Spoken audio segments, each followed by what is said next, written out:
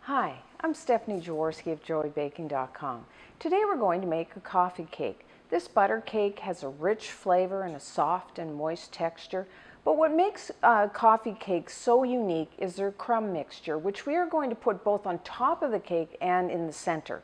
So the first thing you need to do is preheat your oven to 350 degrees Fahrenheit, which is 180 degrees Celsius, and you will need a 9-inch, that's 23 centimeter springform pan. And a springform pan comes in two pieces. You got the ring and then you have the bottom plate. And then you just put that together. And then we're going to either butter your pan, or I'm just going to spray it with a non-stick spray. And then I like to, you don't have to, but I like to line the bottom of the pan with a piece of parchment paper. So, okay, that's done. So now for the crumb topping, you will need, just in a small bowl, put 1 cup, that's 240 milliliters of nuts, and chop those, coarsely. And if you want to, you can use like pecans, you can use walnuts, almonds, hazelnuts are really popular choices. I've actually used a mix of pecans and walnuts. If you want to toast the nuts first, just put them in your oven for about 8-10 minutes, just until they're lightly brown. You can start to smell them, and then let them cool, and then coarsely chop them. Because toasting them just really brings out their flavor, which is very nice. So, to the nuts, I'm going to add 1/3 cup, that's 80 milliliters, of just the little mini chocolate chips. If you didn't want to put chocolate chips, you could put like those toffee bits would be very good. You could use other types of, this is a semi-sweet dark chocolate chips. You could use white. You could use some dried fruit. You could really mix that up if you want. And then I'm going to add 1/4 cup, that's 55 grams of light brown sugar. And then cinnamon, 3/4 teaspoon of ground cinnamon.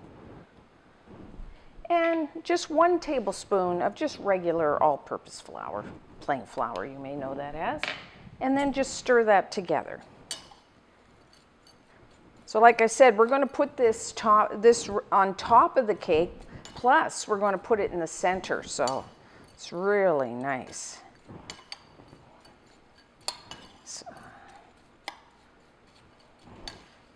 So next we're going to make our coffee cake batter. So if you have an electric stand mixer like I have here, use a paddle attachment, or you could just as easily use a hand mixer. So you will need 1/2 cup, that's 113 grams of butter. Have that at room temperature. I like to use the unsalted. I like the flavor better, but you can use salted as well. So I'm just going to beat this just to soften the butter, maybe a minute.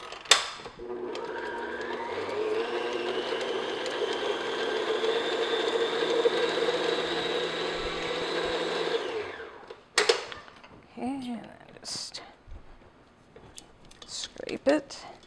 And then I'm going to, with the mixer on like maybe medium speed, I'm going to gradually add 1 cup, that's 200 grams of granulated white sugar.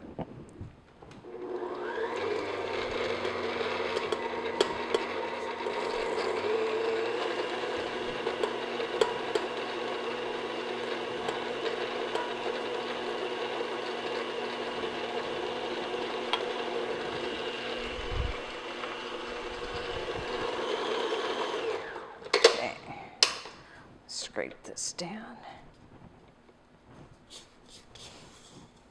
Make sure you scrape the bottom of your bowl. So now I'm going to continue to beat this mixture on medium-high speed until it's really nice and light and fluffy. That will take maybe like 3 to 5 minutes.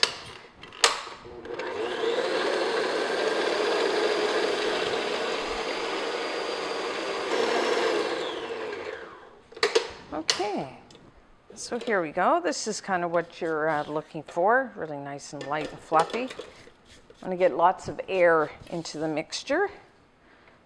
So now we're going to add 1 teaspoon of vanilla extract, and try to use a pure, it's better flavor than the artificial.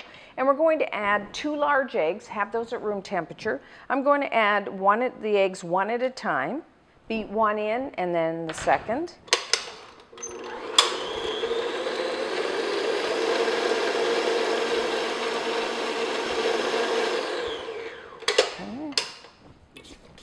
Scrape down the sides of your bowl on the bottom, in between. And then our second egg.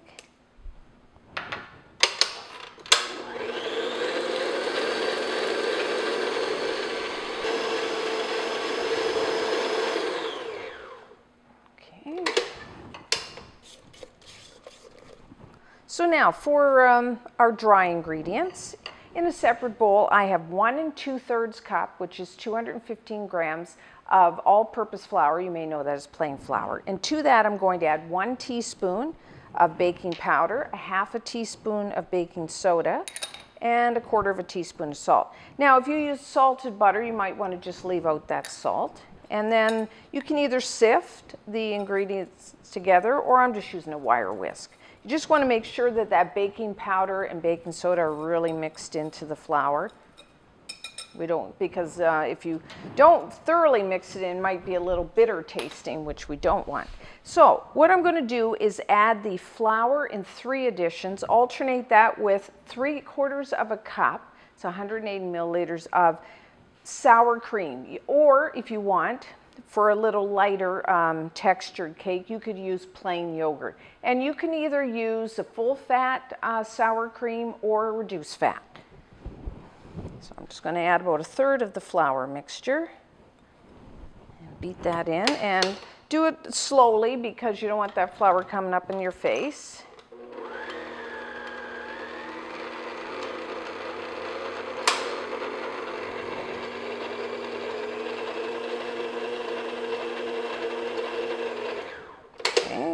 And I'll add about 1/2 of this sour cream. Or you could probably even use creme fraiche if you want as well.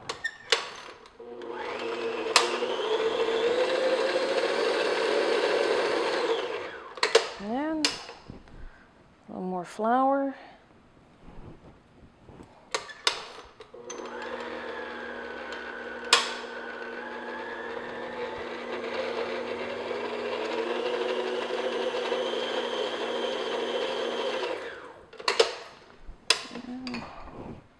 Rest of the sour cream. As you can see, this is really just a butter cake, but instead of adding milk, we're adding the sour cream.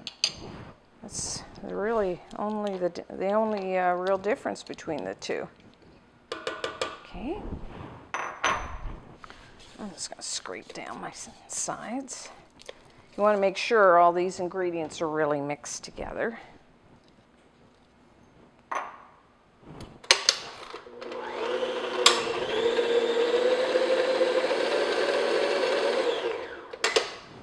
And finally, the rest of our flour.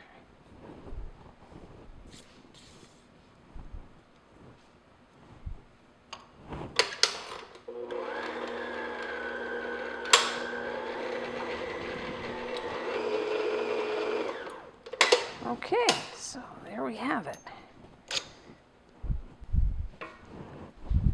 I'm just going to give this a quick stir. Make sure all that flour is mixed in.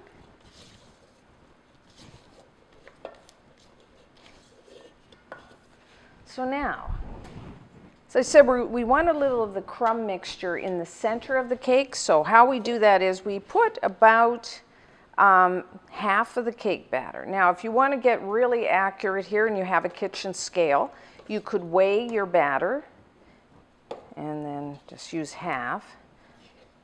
Although it's not that critical. I'm just going to eyeball it today.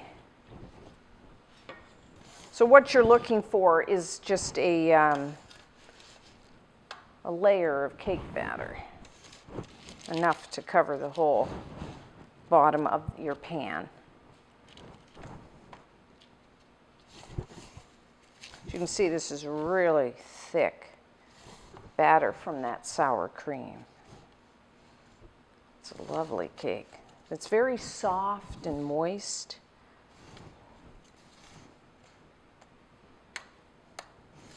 Okay. And then put about 3/4 of a cup, it's about 180 milliliters of your crumb mixture. Sprinkle it an even layer. Now, as you may notice, this coffee cake does not have actually coffee in it. The name coffee cake comes from the fact that you normally have this cake with a cup of coffee. So while some recipes may use some coffee in it, it's not where the name comes from. So now we're just going to put the rest of the cake batter. Now what I like to do is just place dollops all over, because we want that crumb mixture not to get mixed in with the cake batter. So.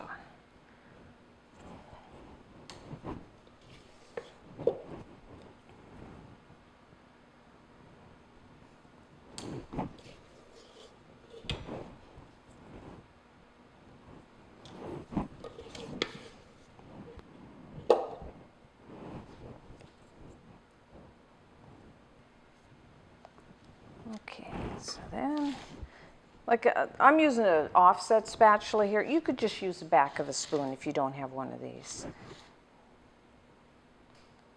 Just gently do this because you want to mix that crumb mixture into your batter. This way, when you cut the cake, you have a nice thin layer of the crumb. Looks really nice.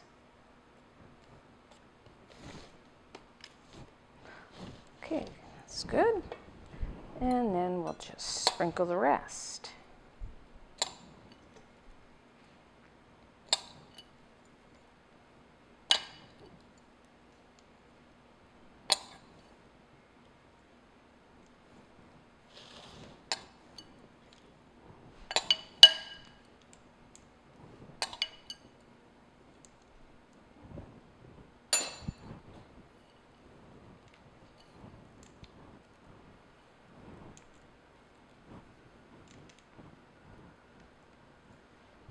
Okay, so now into the oven, depending on your oven, it can take anywhere between 40 and 50 minutes until a toothpick inserted into the center just comes out clean.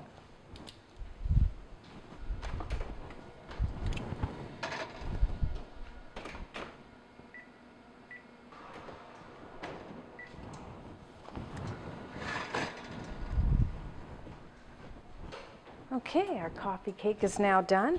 It's done when you put a toothpick into the center and it just comes out clean. So now what we're going to do is let it cool just like this on a wire rack for about 10 minutes. So now to remove the sides of the pan, either take a flat edge spatula or a knife and then just run it along the inside just in case we don't want the cake sticking to the sides of the pan. And then it's still a little warm, so just take your unclip and gently remove. So there we have it, our coffee cake. So I would let this cool probably another half an hour to an hour before serving. It's very good warm or at room temperature or even cold. You can cover and store it for probably 2-3 days.